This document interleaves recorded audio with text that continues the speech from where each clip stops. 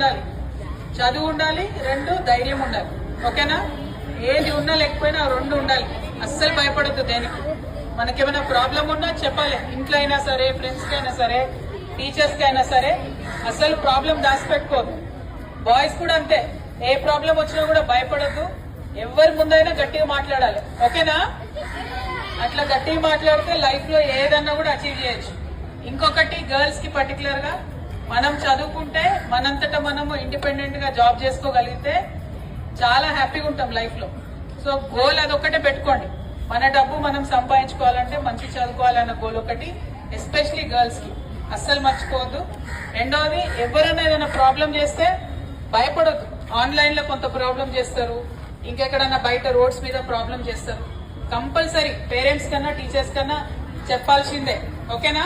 అసలు మీలో మీరు దాచిపెట్టుకోవద్దు ఎప్పుడు కూడా ప్రాబ్లమ్స్. రెండోది, టీచర్స్ అందరికి ధన్యవాదాలు.